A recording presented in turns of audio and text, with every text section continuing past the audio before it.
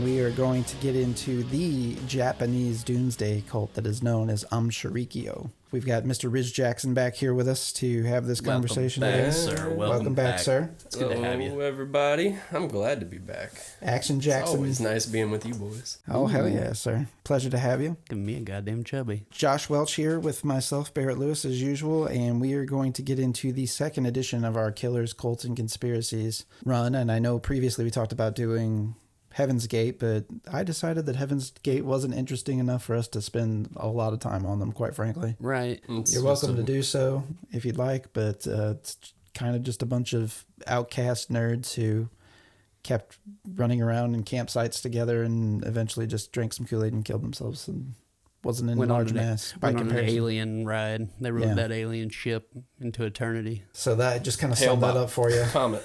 Hail Bob. Yeah. That's right. That's right. Riding on the tails of a Hail Bob. With those sweet Payless I remember that fucking Nikes. comment, dude. I do. I remember being in the back of my dad's car, and I went all the way to the back of the car, like towards the trunk. It was like a hatchback kind of, you know what I'm saying? So the back window was slanted, and I literally laid there when we drove down 32 coming back from like Caledonia or whatever, and I remember staring at that thing going, wow, dude, this is fucking cool. But anyway, I know that was a tangent, but we have to begin the conversation with Aum Shinrikyo with its founder. So who's more popular now or more known now as Shoko Asahara, but originally he was born Chitsuwa Matsumoto. So Chitsuwa was born in 1955. He was the fourth son to a tatami mat maker, or weaver, that is. So that's the kind of those bamboo material mats. right, they kind of like weave them.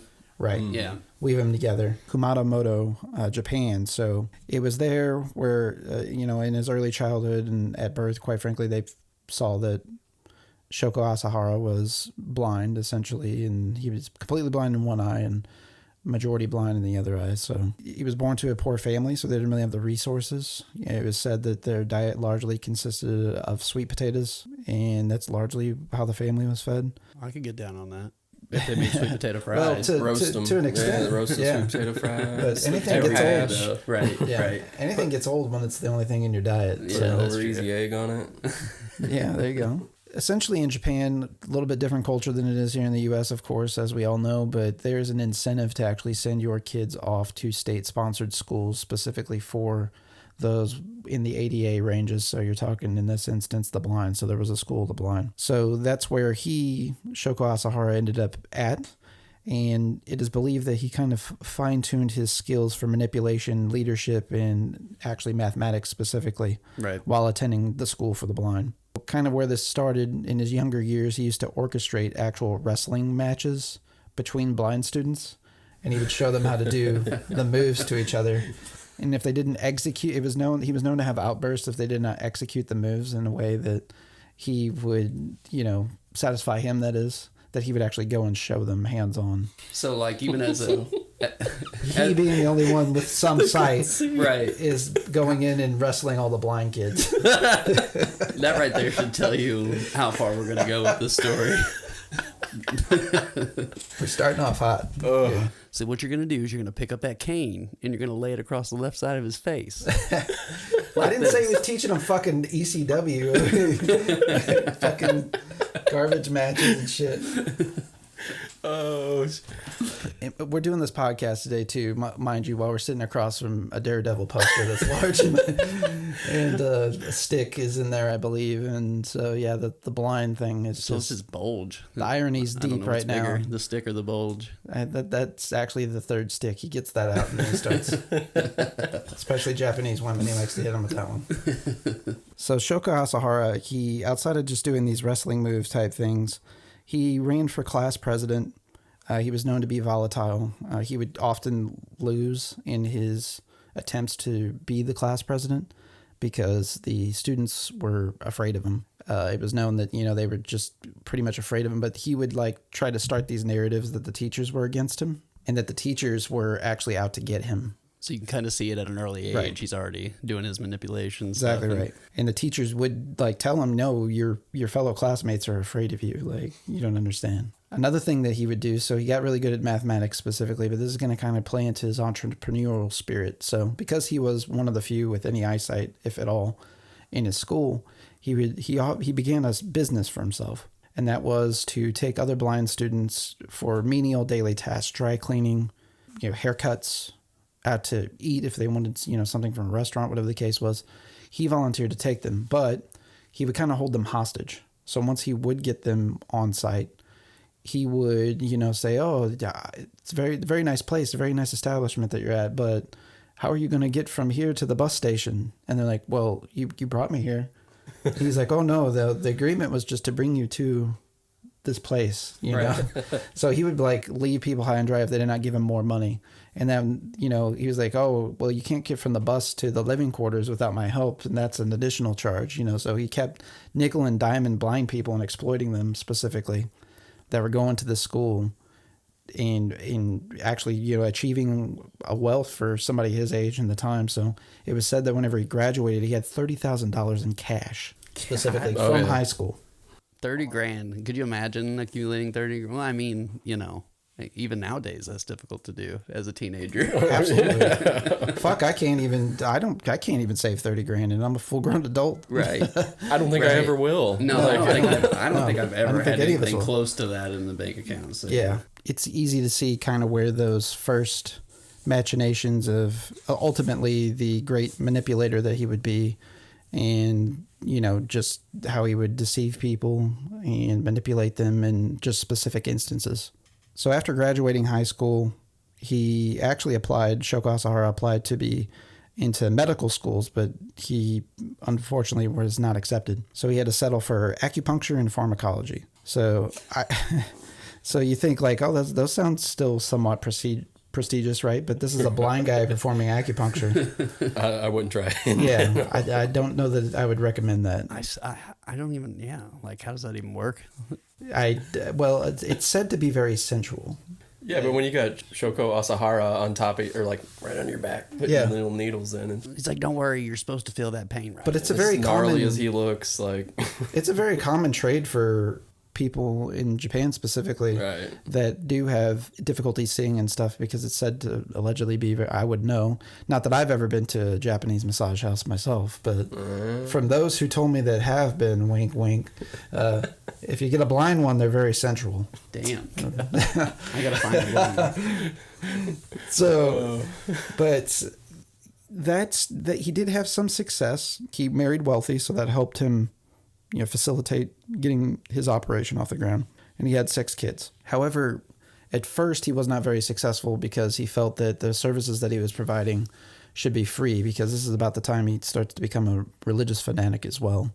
And he starts off with teachings and an amalgamation of Hinduism and Buddhism. And then eventually he has this awakening that that's not good enough for him. Well, coincidentally, a lot of other things are coinciding for him. The time his business is failing, he's now understanding that, because the reason I should clarify that he wasn't taking any money for the services that he was providing because it was against his religion at the time. Right. To do so. He was a servant to the community and he was supposed to be providing a service and he shouldn't be charging his clientele. Man. His opinions of that changed very quickly though, which is odd to think that that's the case considering the stories we told you about high school here just now. This kind of all led to a head. I think his practice specifically was in the city of Chiba, but he tried to, I guess kind of what he tried to coin for himself, that he was specializing in Chinese medicine. Essentially, it was holistic medicine, what we would know here in the United States of holistic. In 1982, he was arrested for selling fake remedies.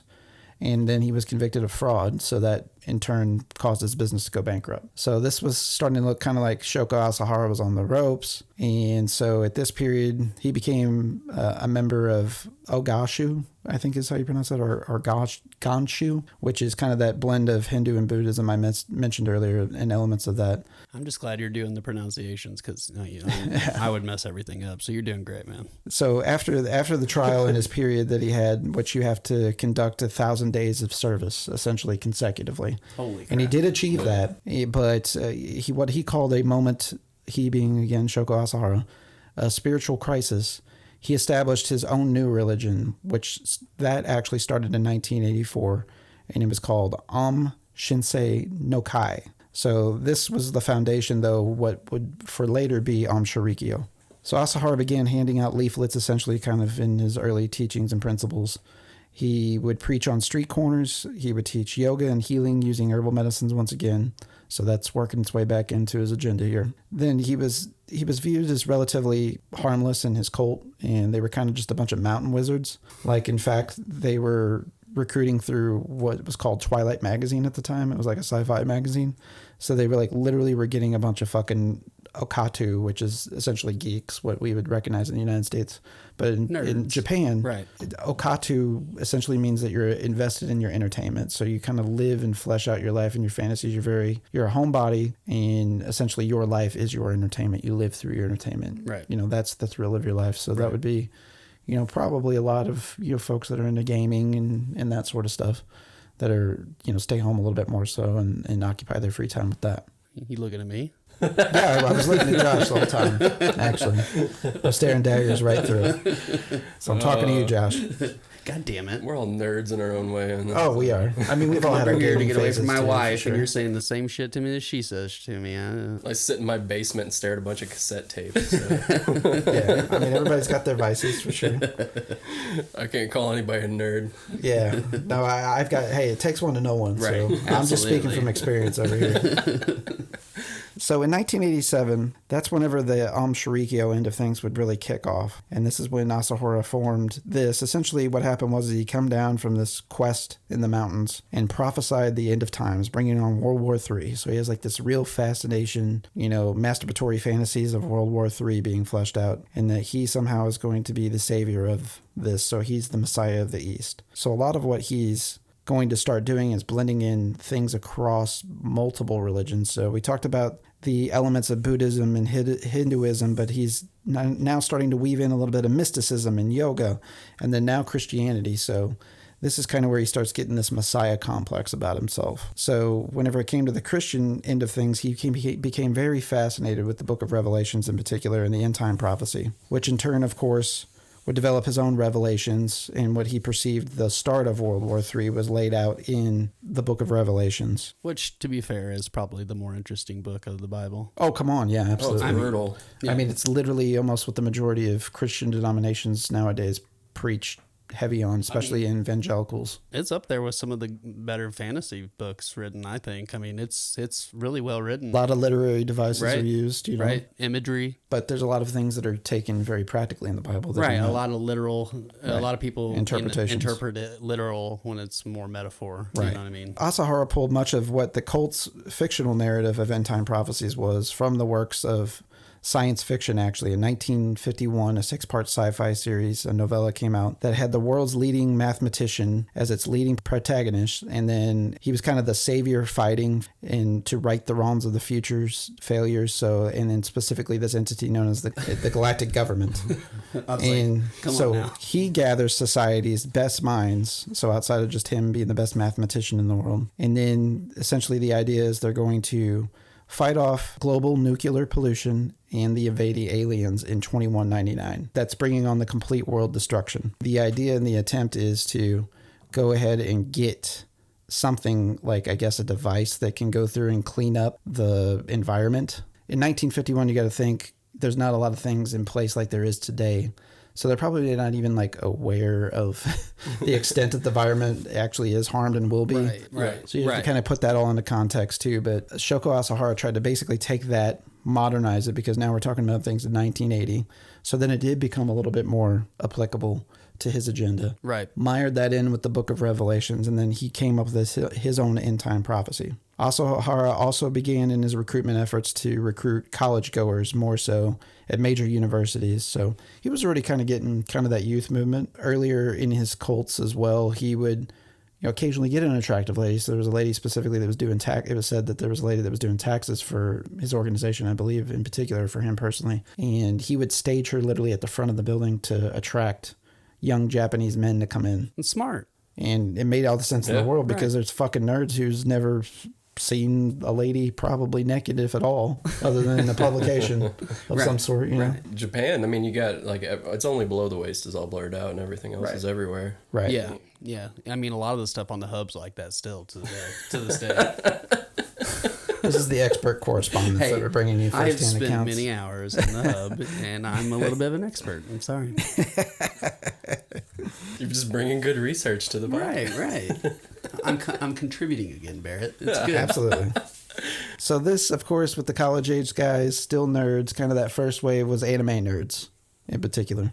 But he would literally go on to target people of certain trades, infrastructure, and operation that would benefit the cult. Asahara would, as I mentioned earlier, use the beautiful women in his cults too to allure men. And then again, they would think that, okay, well, if I join this cult, I can get a beautiful woman like this. So there was quite a bit of deception and window dressing that was going on overall, which is, hey, that's cults. We've talked about it before, We can go back to the Jonestown episode that we even talked about previously. For that kind of deal. And there are going to be a lot of eerie similarities that we come across today that are going to be worth noting too between these two cults. So Asahara also began to kind of publicly gain attention to himself because of his alleged levitations. And so actually he would, take photographs of that, and they started in these Wizard Twilight magazines that they would, popularize initially at first. And then he would actually do like staged events and try and show his healings and stuff through the media. He got to be known pretty well within the nation in and of itself, and had opportunities to go on TV shows and things like that and conduct public healings and so on. It's also important to contextualize. I know a lot of this sounds like really wild so far. But it's true. What was going on politically in Japan at the time, socially? We're talking essentially 1980s is when this is all majorly kicking off. I mean, you're talking 40 years after the end of World War II. Yes. And kind of what was going on, Japanese life and social ongoings had changed dramatically, and you're just decades removed, as Josh indicated. So the post-World War II climate in Japan is they really started a focus on exploring their religious freedoms. This period of time is known as a religious awakening called the Rush Hour of the Gods. On the back end of this movement, religious institutions, just like in America, were starting to get state-recognized benefits such as tax breaks and so on and so forth. Aum Shinrikyo started to take advantage of some of these developments and exploit them further. And so they actually got their designation in 1989 to kind of keep things chronological here. That's what year I was born. So they were actually recognized as a religion in 1989 in Japan officially. It's crazy. It's also important to be aware with this religious awakening talk, the undercurrent of what was going on with law enforcement and government officials.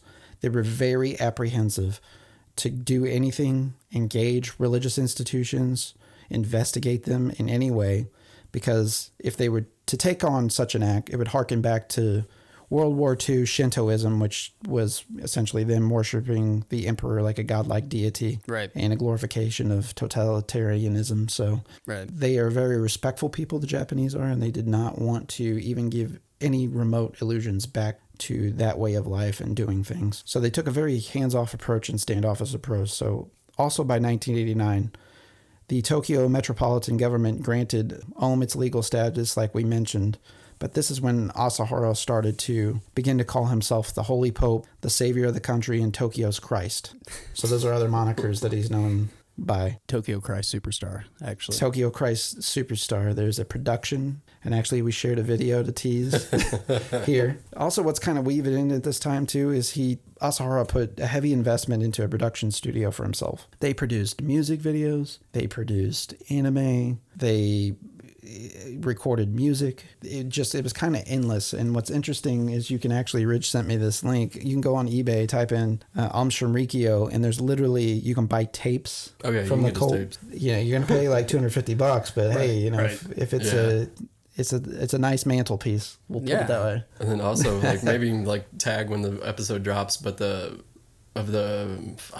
wasn't one of his daughters, was it? Didn't you send some about his daughter? There's two different things with his daughters. It was them like performing and singing. I don't even know if they were singing. They were dancing to some weird music in the background, and it is the creepiest thing you'll ever see. Well, the anime, it freaked me out. I had to turn it off like halfway through. The anime I haven't watched yet, but you sent that, and I'm ready. I'm ready to sit down and dive into that because I've heard it's wild. So as a part of kind of his media blitz, Shoko Asahara also he fielded a list of 25 candidates from his Diet, which is the Japanese parliament, and he had an idea to run. So they became noticed by their public campaign displays, which specifically they'd go around back to the singing thing and dancing. They literally would pull up like a party bus and they would dance, sing, like almost like a choir for, I guess to kind of liken it as like Christmas caroling in a way. But it was not well received by the public, let's put it that way. They're like, these guys are fucking weird, dude. They were rejected by the electorate without question. So the Diet, which is the Japanese parliament, they tried to kind of, I don't want to say stage a coup, but they tried to, get a huge voting bloc in there. Definitely. To have a little bit more political influence. So this failure led to a more inward shift of the group. And I know that this, very close to this time, they kind of prominently conducted their first murder as well, which was essentially a member of the church who started to question some of, or I say church, but cult Asahara's practices and wanted to do a blood test on him. So he went to go get a blood test, didn't find anything special about the properties in his blood. That blood in kind, because it did not yield the results that he wanted, he kind of wanted to keep it hush-hush. So the idea was they were going to break in and inject him with potassium chloride, and I think that they even tried to do it in a way that it was just going to be the guy, not his entire family. Right. But turns out his whole family was there. So they had killed a 14-month-old baby, his wife, and him. They injected an infant with potassium chloride, and I think they caved in both the father and mother's skull with a ball peen hammer. Yeah, I remember hearing that they did that to the father. They just bashed his brains in. But I think the mother, they had started to inject her. But I think they injected her maybe first, and then they were going after the baby, and she was kind of fighting back. Right. But yeah, it's brutal. So with this inward failure, they just kind of started getting obsessed with like death, end of times. Asahara became obsessed with Shiva specifically, which obviously is considered the fosterer of death in Hinduism. It's kind of multiple hats for Shiva, but specifically everybody's afraid of Shiva in particular. Yeah. And then also he had this idea that each country would have its own sub-Buddha, like this like franchise of Buddhas that would report back to him. And he was the head Buddha. It was like he couldn't make up his mind about like what structure he was going with here. It's like, okay, we're going to pull from 1951 sci-fi. Here's Revelations. Here's Buddhism. Here's Hinduism.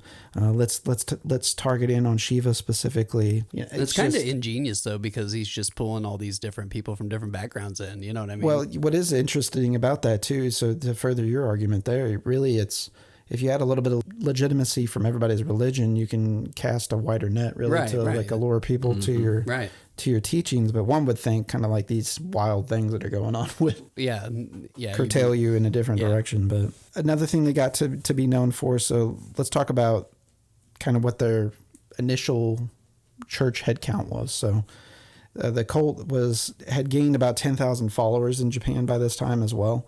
And 1,000 specifically started living on a compound that they had set up in a nearby dairy farming community, specifically outside of Tokyo. So the compound sect members would begin conducting survival training, specifically subjecting themselves to drugs and chemicals to induce varying levels of anxiety and then pull them out of those episodes, and how they would perform in those situations.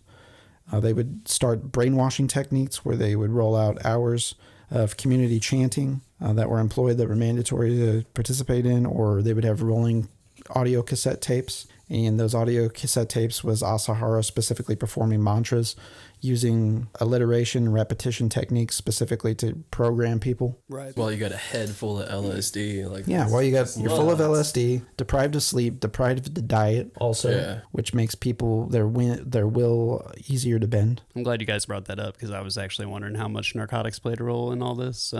Well, they had a bunch of scientists in the cult, and they were literally manufacturing and creating chemical weapons, and which which we'll get to, and drugs in particular. Right. Yeah. I think they tried to tip their toes into like making some kind of synthetic meth or something. Well, I guess meth is, but you know what I mean. Like, they couldn't figure it out, but they just stuck to like acid and shit like that. Well, they would even sell acid to the Yakuza. So they were kind of in bed with... Yeah, they were in bed with the Yakuza. Really? Doing deals with the Yakuza? In many ways. Followers would pay thousands of dollars, to be blessed by Asahara specifically. Just a follower to be blessed. But then that took on different levels. To drink his blood, it was X number of dollars. And we're typically talking in the thousands of dollars with each one of these things. Right. Get vials of his bathwater. Drink tea made of his hair. He would also have followers put on headgear that had attached electrodes to it, to transmit Asahara's brainwaves directly to them and influence their thoughts and their moods and be more like him. That was said to, per treatment, to be about $77,000 or $75,000 or $7,500, excuse me. And I know that if you actually wanted to buy one, it could be $75,000 specifically to have it, use it at your free will. Mm-hmm. Like being a part of church gave you a little bit of a discount, but right.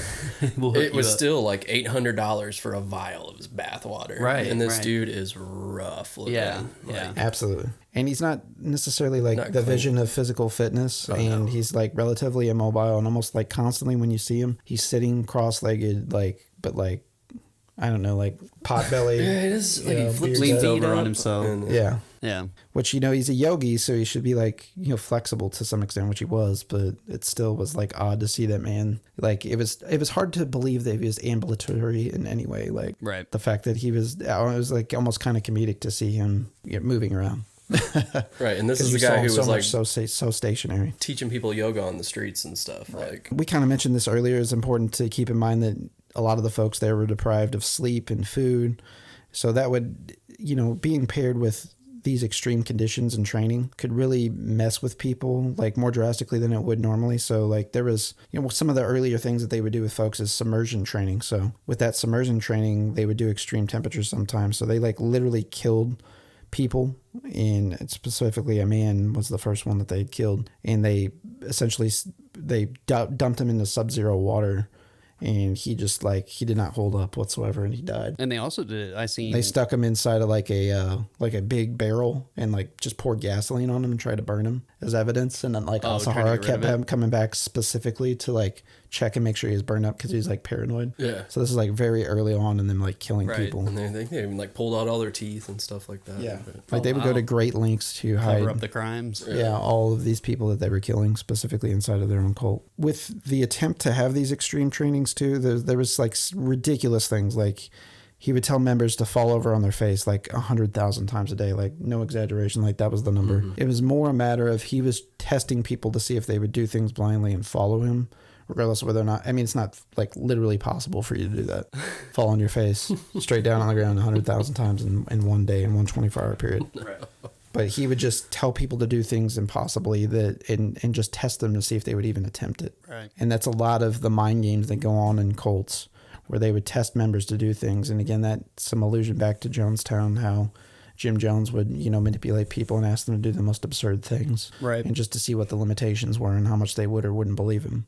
They sent 6 followers down underground to try and live for a week, I believe it was, or 6 days, without any food or water. They were trapped underground for 6 days, and all 6 made it back up. What happened with those folks is they were showered with adornment praises whenever they came back up. So that kind of became kind of the poster child for other people to subject themselves to just these wild training sessions, so that they in turn could get the adulation and somehow, I guess, elevate their status in the cult in and of itself.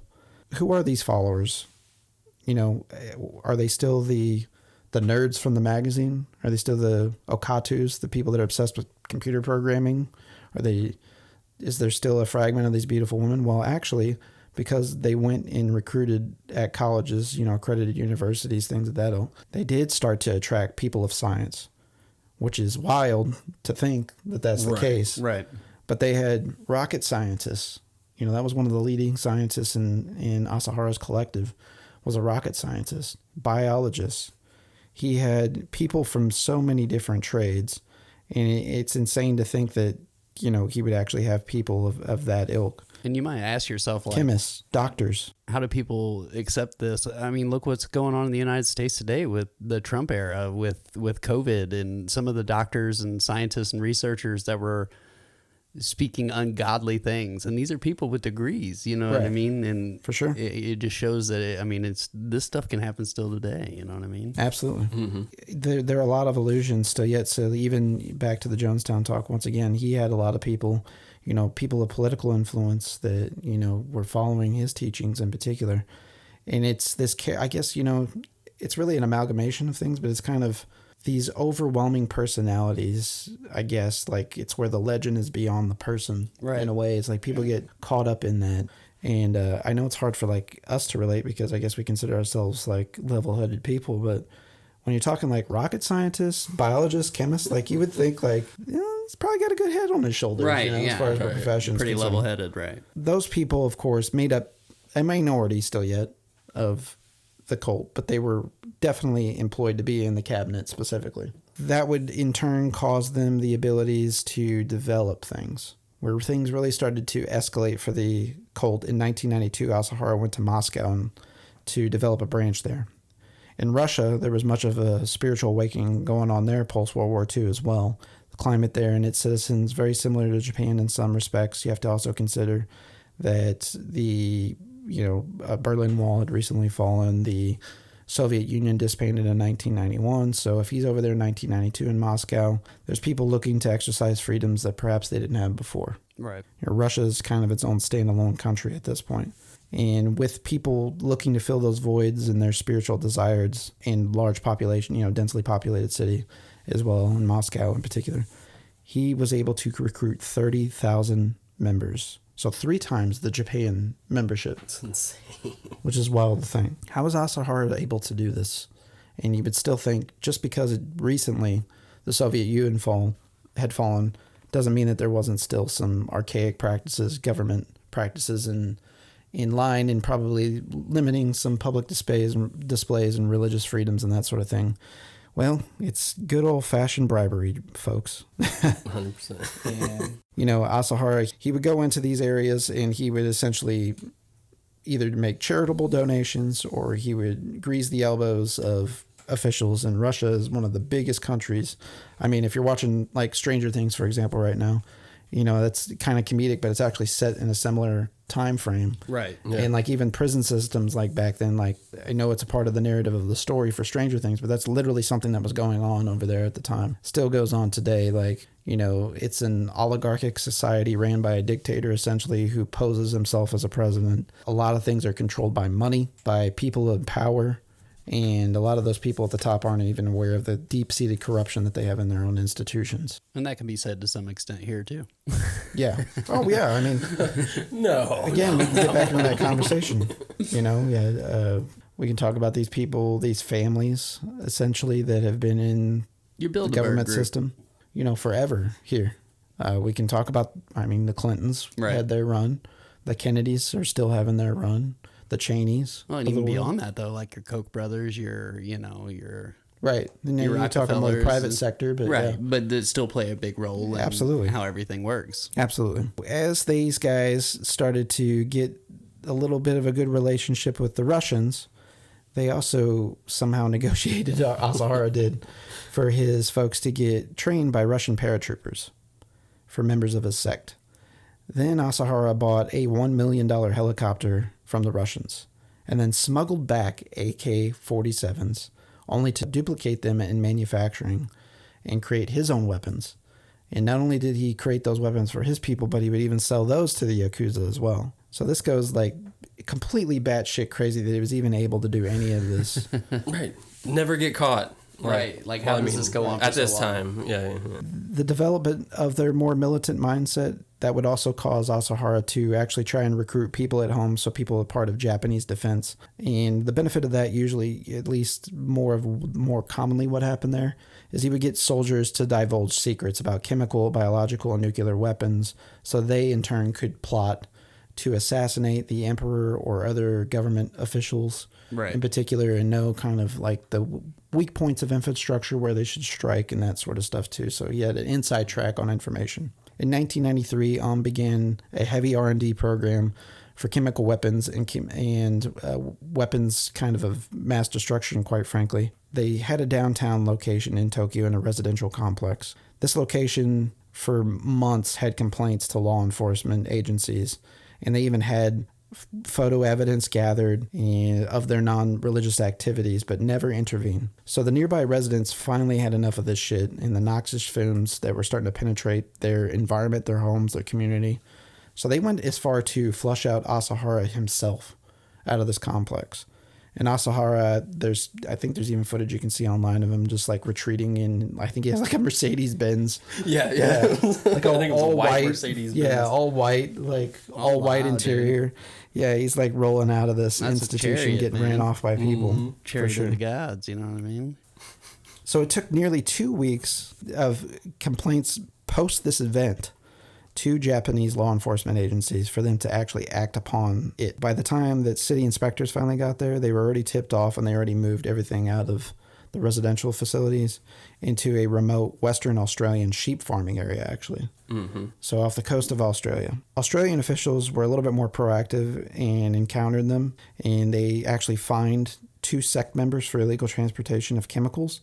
But the incompetence of the Australian officials, there was literally, in that instance when they arrested them, 30 bottles of sake with prototypes for sarin nerve gas in it, which ultimately would be a huge weapon for them to use in their future attacks, them being Aum Shinrikyo. This led to the Australian location. How they were able to kind of do things, as absurd as this sounds too, is I think that their building, their infrastructure was actually coded as an office building of all places in the middle of a sheep farm. Yeah. So that also caused the Australian government not to like pay much attention to them nor care about what they were doing. No red flags, huh? No, absolutely not. I mean, they were just going to open an office building in the middle of a fucking farm. Yeah, if that makes any sense. Yeah. And we're all foreign. None of us are Australian citizens. And they all just moved in here in a hurry. Right. So that doesn't seem odd. We're out away from, people. We're in a farm area, Wearing white robes. Right. Yeah, you're not up to anything bad out there. They're just chilling. Nothing odd about it whatsoever. They're just chilling. They may fuck a few sheep every now and then. The sheep are starting to die in large mass too in the surrounding area, and that doesn't make any sense. So the lead chemist for Asahara would set up shop essentially at this facility. He would test the efficacy of the gas that they were developing on sheep to start. It was estimated that they spent $50 million specifically just on their sarin gas development before they were even ready to use it on humans. So, right, that shows you the scale of the cult already. Like how much power. Financial power. Right. I mean, it's insane. They're already spending that kind of money, you know what I mean? A lot of people aren't aware, too, that there was actually more than just the Tokyo attack that's the infamous kind of final act, if you will, in some respects, at least of Asahara and his leadership of the cult. And a lot of people just know of that Tokyo sarin gas attack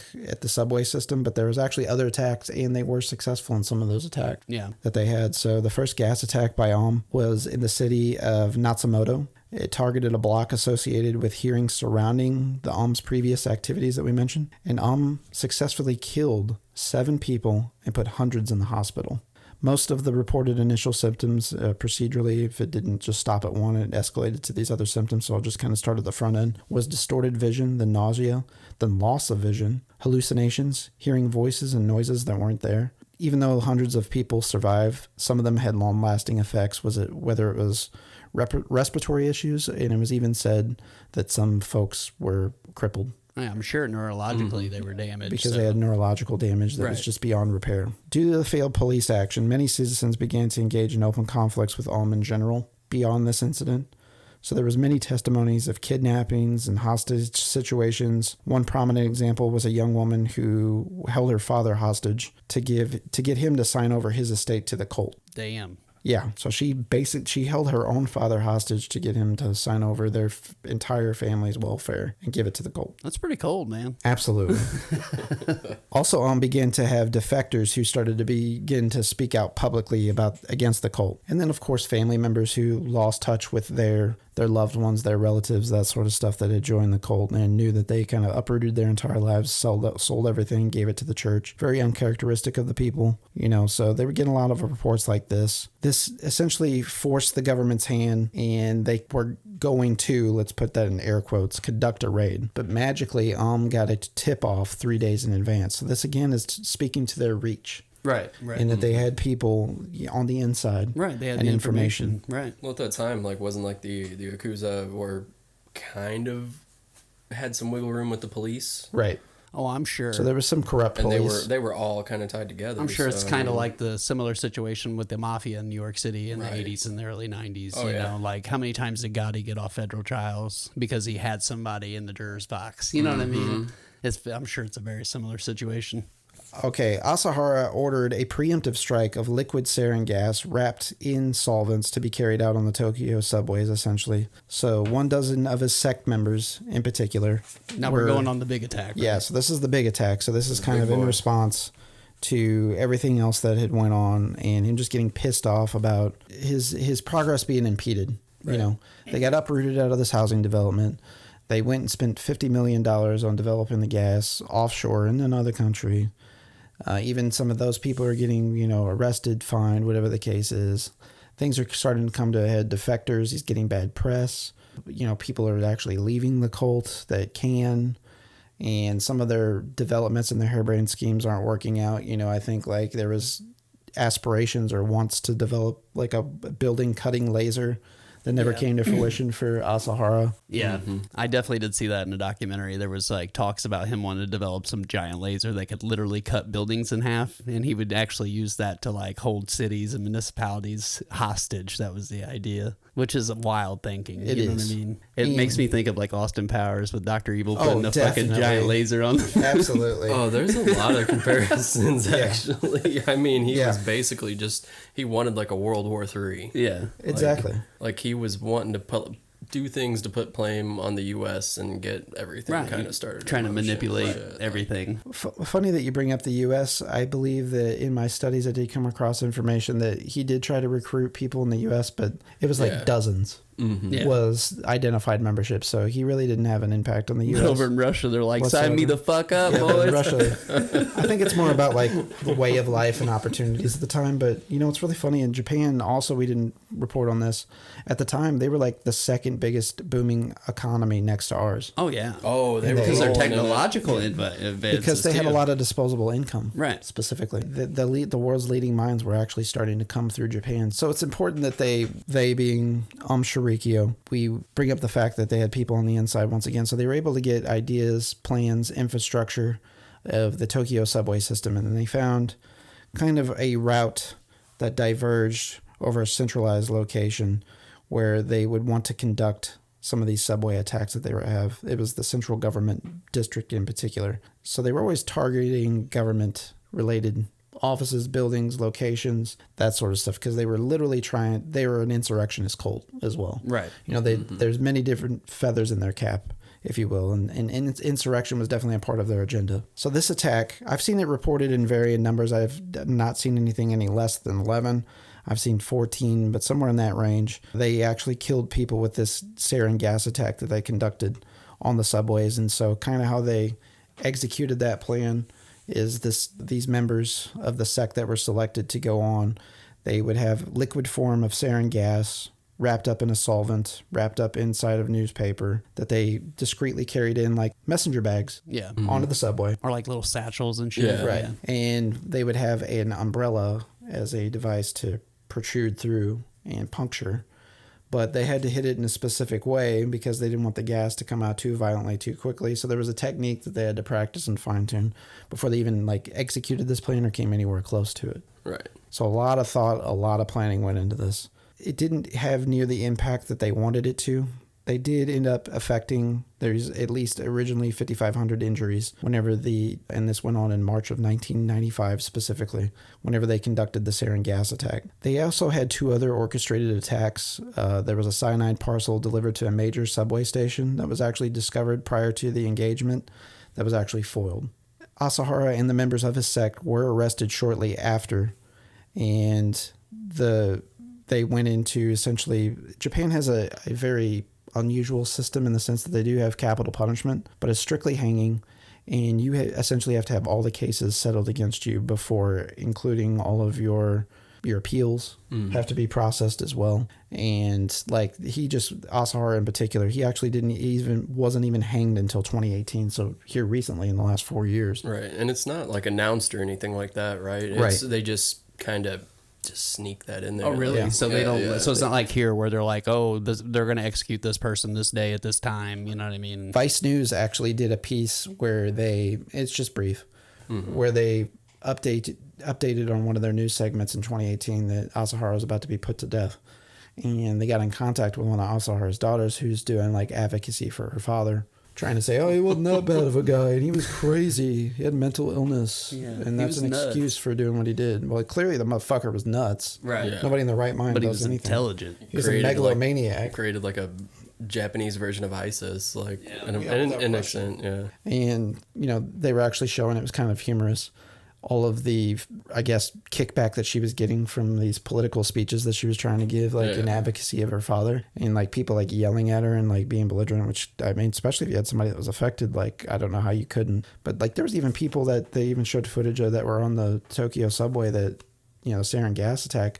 Like it's wild to see what the nerve affecting properties of sarin gas, what it does. Like this guy had an arm drawn in really badly. It was like bent up weird. Yeah. Like he couldn't control it all the way. Yeah. And it's just when you start talking nerves and what it does to people, if you ever see anybody with like atrophy, for example, it's like you can see like total body mass being just drawn out of them. So it's just kind of wild whenever you start thinking, okay, well, we're going to do a chemical agent that can affect your whole genetic, makeup essentially. Right. So sarin gas obviously is very effective and a horrific, agent of warfare, if you will. But Asahara and his folks, they were, to kind of get back on track, they were found to be guilty of these attacks. They were taken into prison. He was convicted officially of murder and sentenced to death in 2004. We mentioned earlier he died via hanging in 2018, him and his constituents, who I believe there was either 18 or 19 in total. But it was on July 6th of 2018, after losing all of his appeals,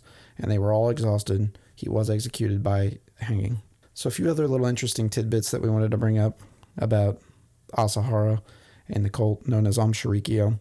One of Asahara's daughters, coincidentally, I don't think it's the same one that's giving the tours and the speeches, but it would be funny if it is. It wasn't her, because he had like 6 daughters or something, or 6 kids. He has a daughter that was kind of like him, and she was a fucking psychopath, and she actually liked to torture other little kids, and she was a little kid at the time, and she would actually like take acid and do experiments on other little kids in the cult. Damn. So she like burned them with fucking acid, like Wednesday Addams, like kind of nuts on people. We mentioned earlier that you could get on eBay and look outside of just the tapes that are on there. There's other forms of media that we've kind of mentioned in passing, like the manga. They had a manga series. They had an anime show.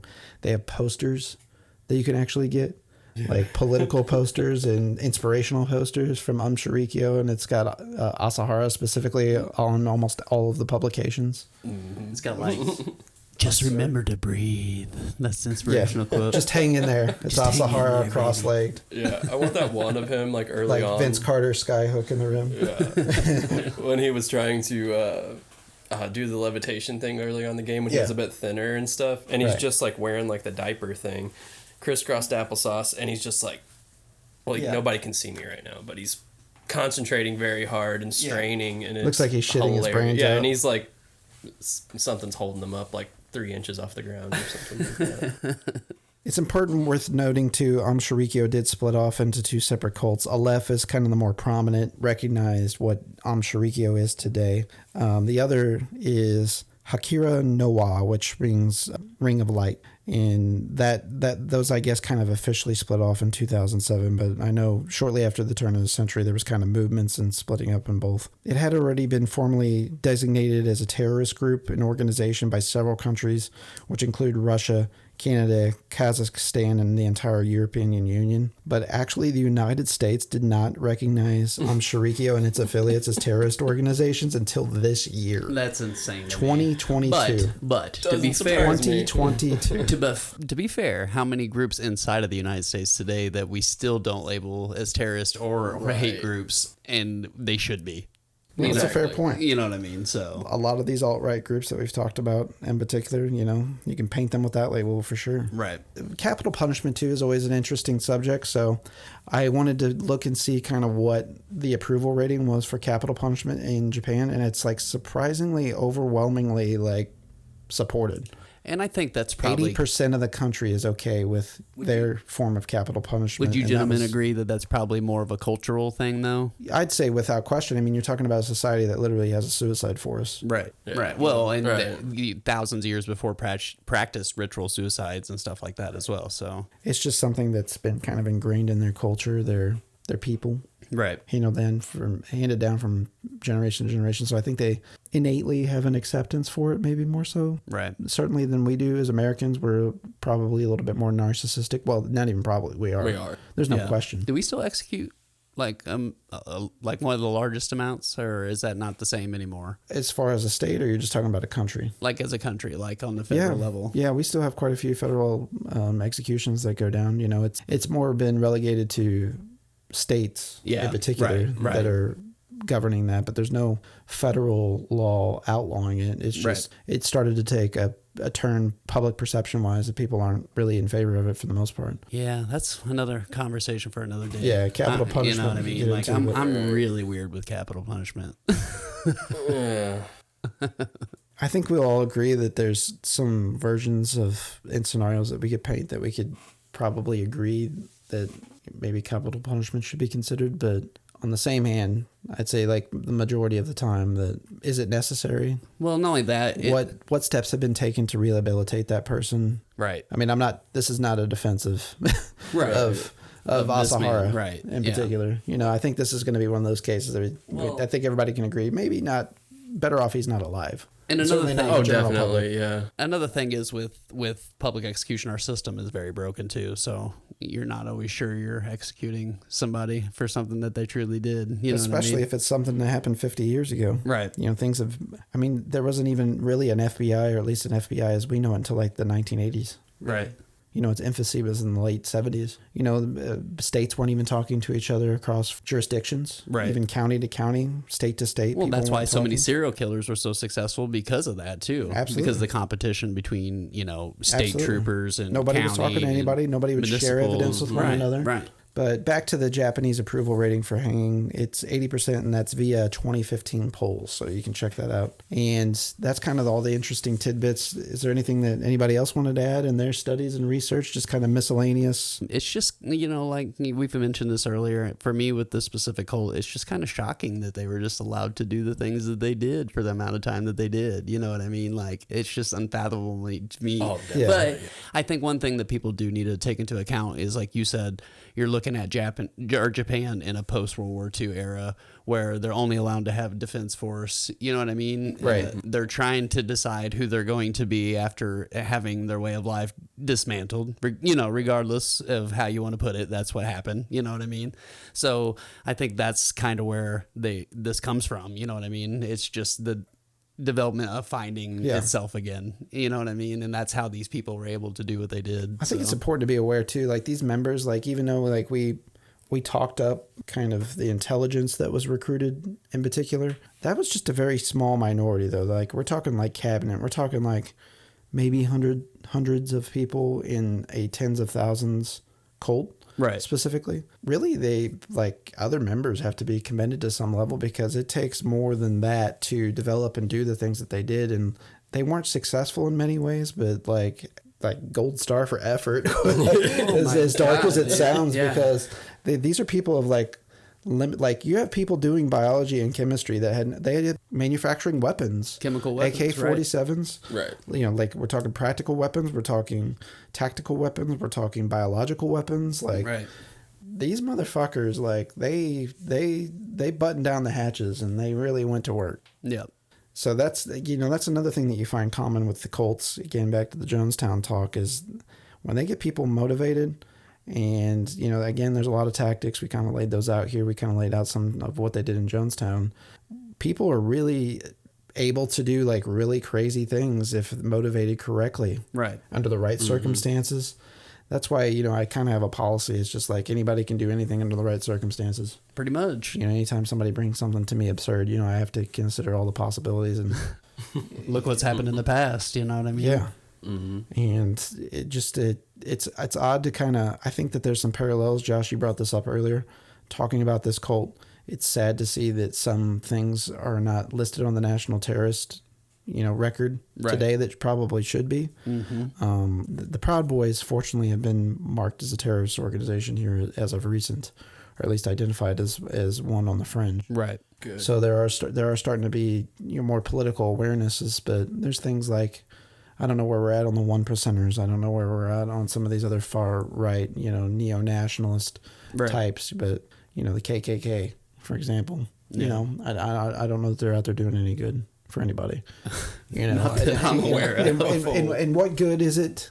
What good is it just to put them on a list too? Right. Like, what does that mean? Right. So, I'm not trying to advocate for people to take the law in their own hands, but certainly there's a concern here because we can kind of see this megalomania that played into this group in particular affecting things like a segment of what's being called the Republican Party today and some of the movements that we've been talking about on recent episodes and concerns that we've had in the January 6th hearings and what's going on in the Supreme Court.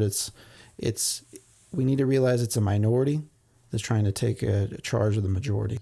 Exactly. So we want to take an opportunity to thank, of course, last week, Doug Wicker for being on the show.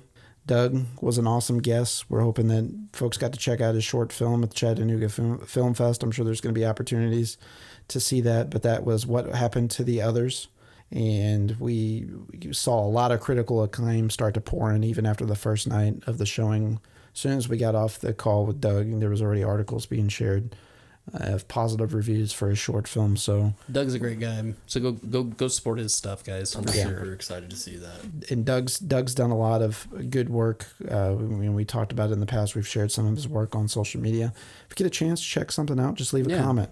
Like it, share it, leave a comment. Just anything you can do to support people. Get on this support before this motherfucker hits a bid, because he's about to hit it big too. Because he's got talent. Yeah. And it's going to shine through and it's going to pay off. I also wanted to give a quick shout out to, we've been trying to make this a point if we're getting feedback on the show to shout out people. So Rick Hanna, thank you for your comments, spreading the love on the ATI podcast community page. That's what we're looking for, that type of interaction, detailing your fondness of the show. Really appreciate it, Rick. Speaking of the ATI podcast community, I got to bring up the fact that RJ here with us today, Ridge Jackson. Hell yeah, baby. He's got his Waxing On segment. He did his first submission for Maul. It's a Fargo death metal band that's on there. Out of Fargo. They're fantastic, so check it out. You got some other stuff out in the works for that, though, right? You're thinking about trying to make it a sexy time? Yeah. Hopefully, maybe next week, try to churn something out and do, I want to start doing it on a video format and just doing over reviews over the album itself, or maybe if single drops, do a single drop. Hell yeah. Even the different formats of it, what sounds does the analog, like a tape or a vinyl, sound better? What did I enjoy? Also try and bring some love to a lot of bands that are just killing it that nobody will ever know about. Yeah. And I enjoy them a lot, so it would be really awesome for other people too. Hopefully, if they don't like it, whatever, but maybe take a few days, or not a few days, but a few minutes out of your day, listen to the song and see what you think. I'm excited for that because there's so much shit that you guys show me all the time. I'm like, how the fuck do I not know about this? So, hell yeah, man, keep that shit coming. Yeah, I'm pretty excited for it. Hopefully it comes out good. Oh, yeah. But yeah, we're going to add a video element component to that whenever Ridge isn't available to do a video. We'll just do kind of a little picture collage drop sort of thing like you did here on this last time. But we're going to keep that going. We're going to be working on some other content as well. We talked about toward the Roe v. Wade and some of the other things we had in the works. So we appreciate your guys' support in our other endeavors that we're trying to do. And we're just trying to make the show a little bit more interactive for our listeners. And just try to be a little bit different outside of the box. You can probably go to many other podcasts and hear kind of your more popular bands and music and that sort of stuff. And that's great. That's fine. And it has its day in the sun and time and place. But the platform that is this podcast is always about accentuating, bringing light to people, things, artists, works that are obscure. Kind of turn over that rock and find find something and expose you perhaps to something that you wouldn't have been exposed to in the past, and maybe develop a new interest or like for you. So let's talk about what we got going on next week. Next episode is going to be the cookout drop. Hell yeah. And so that's going to be a good time. That should be entertaining. We've been talking progressively a little bit more show to show on what we're doing there. Josh and I are going to kick off the beginning of the episode kind of talking about what Independence Day is to us, what it means to us, what it's meant to us traditionally, kind of our first and early memories of it, how we celebrate today, that sort of stuff. And then we're going to have some special submissions from people that's been on the show before. Some of them are going to be comedic takes or satirical takes. There's going to be some more serious takes, but I think that there's going to be something on there for everybody to enjoy. And just, it's going to be one of those episodes you just kind of it's going to be a little bit more lighthearted, sit back, crack you open a beer, a little serious talk here and there, but most of it's lighthearted. So enjoy your time with your family and I'm going to try friends. Some video work for that too, for the socials. So make a little compilation. So we also got the episode following that special we're going to have Jason Hebb on the show. Jason Hebb's an old friend of everybody here. Hebb's been in some local bands down here, but now kind of working out in the St. Louis scene, more particular with kind of his skate punk bands that he has and that sort of things within that genre and wheelhouse. So Grave Neighbors and No Point are the two bands. We featured No Point on the episode 6, the Cato tribute episode at the end with their song Gatsby that they had was featured at the close. We will be interviewing Heb remote actually from the studio. So while they're recording the new album, so it'll be a nice little different touch. Yeah, thanks for doing that to the interview. And so we should have a little bit of a studio in the background. It'd be kind of cool and neat to have up on the show feed. So, hell yeah. Ridge, we want to thank you for doing this again with us. And yeah, man. Anytime. Love having you on. I think I love being here. We're going to try and get into that, and we love you too, sir. Don't want to go that without comment. You better. Yeah. You better love me. Love me, God damn it. Love me. Drink my bath water. Got this tea with my hair. I'm ready for a Ridge Jackson hair tea, please. Somebody it'll be $800 if you join my sect. So Ridge is providing our routine content with waxing on Ridge Jackson, but Ridge, of course, is our honorary co-host for this segment of the show. So I think kind of the next thing we've talked about perhaps is Gacy, or a serial killer, to kind of mix it up and get off the CULTS. So I am so ready for that. So there is a new companion piece I'll encourage folks to check out right now, and that's the Gacy tapes. So they've kind of taken the same approach as the Bundy tapes. And so it's presented in the same way and fashion. And if you saw the Bundy tapes, that was phenomenal. So that should be a selling point enough. But I think we're going to hit Gacy next. Yeah. And with the Gacy tapes, a lot of that is new audio that hasn't been released until this release, because a lot of it was interview with his attorneys. And so it was like private discussion. So there's a lot of juicy stuff in that. So I definitely would recommend watching that show. So, and I think somewhere on down the road too, is we're going to have to get into the Toolbox Murders, which is definitely of the most brutal, if not the most brutal, those dudes serial killings I've ever heard of. Were wild.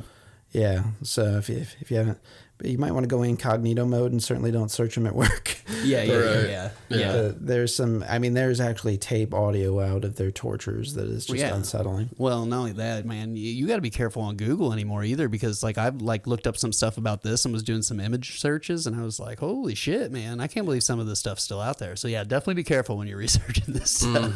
That being said too, I don't want to go off without leaving. There's tons of stuff out there. Aum Shinrikyo. There's no way that we could just do it complete justice in that. This is an introduction to you guys to go out. If it intrigues you to search some more, but they are a cult that was obsessed with filming everything they were doing all the time. So there's tons of footage of them out there. There's tons of exposure of them in the media. They were, like I said, they went out, they campaigned for political movements. They did press junkets. They did TV shows. They did talk shows. Asahara's meeting with the Dalai Lama was publicized. I mean, they are everywhere. Right. In the Japanese culture in that time frame that they were active. So there's plenty to see out there. So we can't encourage you guys enough to get out there, expose yourself to something new, try and find something new, explore, expand your mind. But for this week, that's all I have for you. So I am Barrett at Barry Insane on Instagram and Twitter. And I'm Josh, the OGW on Twitter, and _Joshua Welch on Instagram. And if Ridge, you want to be found? I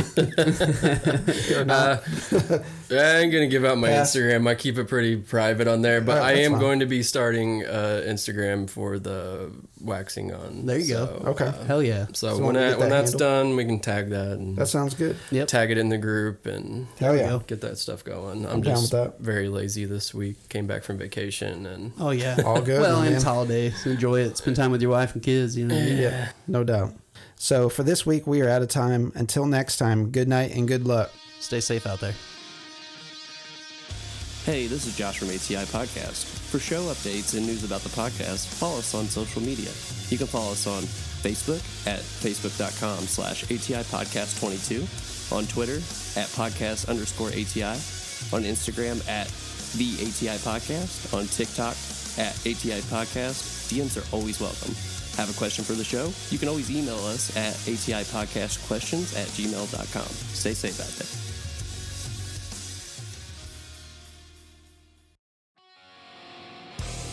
This is Barrett from the ATI Podcast. Each week, Josh and I discuss current events, pop culture, music, TV, movies, politics, sports. Nothing is out of bounds. You can also tune in to learn about rising artists, small businesses.